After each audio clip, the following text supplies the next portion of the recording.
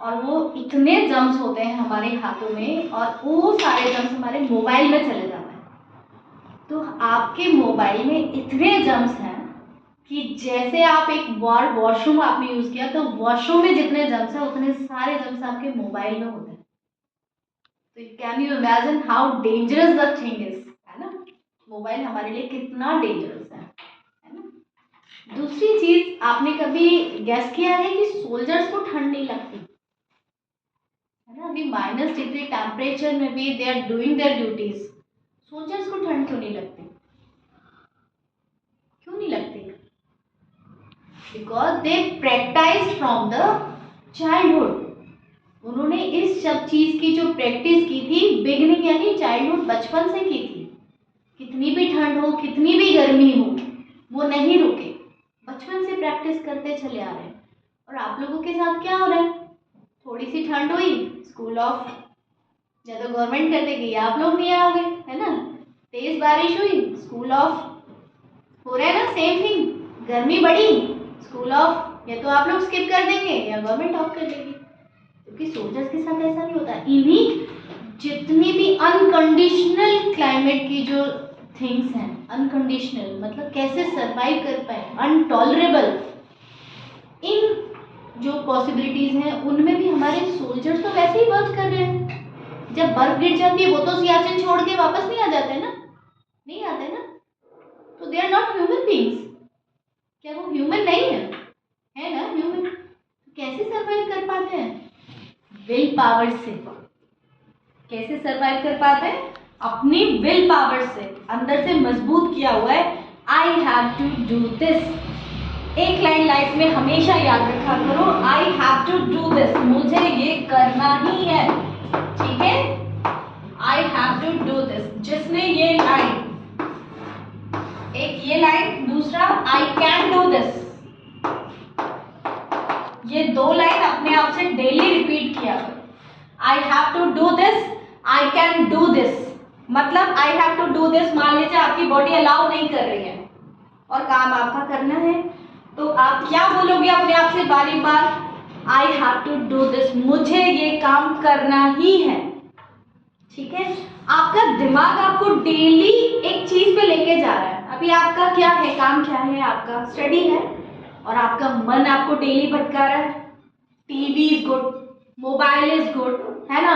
Enjoyment is good, playing is good, और किस चीज पे कंसंट्रेट नहीं कर रहा? पढ़ना जो आपका काम है उस पर कंसंट्रेट नहीं कर रहा, नहीं कर रहा ना? और यही डिस्ट्रैक्शन पॉइंट है आपके। इतना डिस्ट्रैक्शन भरा हुआ है आपकी लाइफ में कि जो आपका मेन फोकस है स्टडी, उस पर फोकस ही नहीं है। और games is also very nice thing, but games आप कौन से प्ले कर रहे हो? आप तो मोबाइल में प्ले कर रहे हो।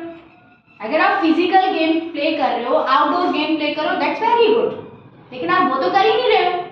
आप क्या कर रहे हो? आप तो मोबाइल में गेम खेल रहे हो, बैठे बैठे इंडोर गेम्स खेल रहे हो, तो क्या मजबूत बनोगे?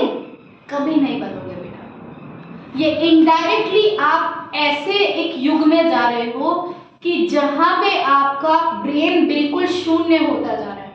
आपको पता है विदेशों में जो लोग होते हैं, चाहे वो 80 इयर्स के हों, ठीक है, 80 इयर्स के होने के बाद भी उनके पास कोई सर्वेंट नहीं होता।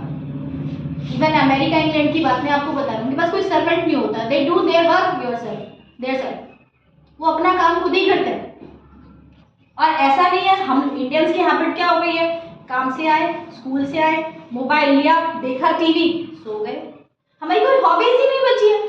हमारी हॉबीज तो टीवी मोबाइल ने इतना कैप्चर कर लिया कि हॉबीज ही नहीं बची है। अगर क्रिएटिव माइंड ही नहीं है तो आगे काम करोगे कैसे?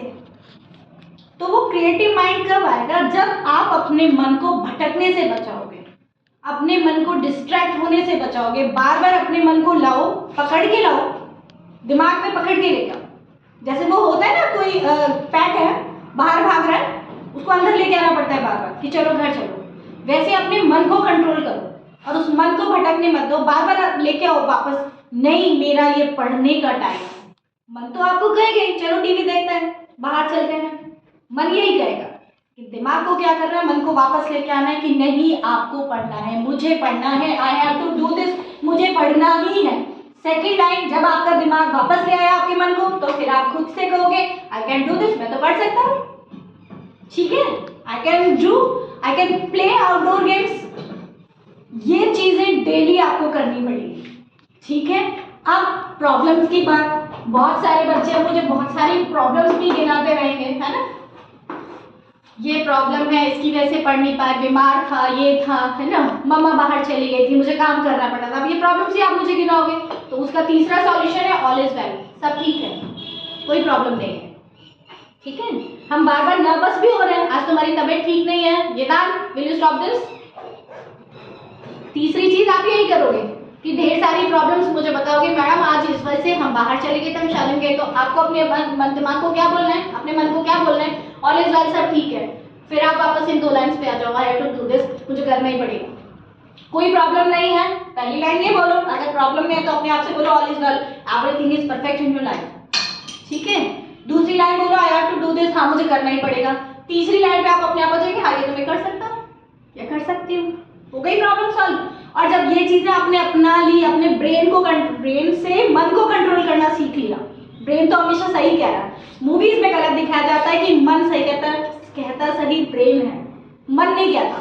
मन तो बहुत चंचल है, मन तो हमेशा वही करने को कहता है कि जिसमें आपको एंजॉयमेंट मिले, मन सही कभी नहीं कहता, ध्यान रखना।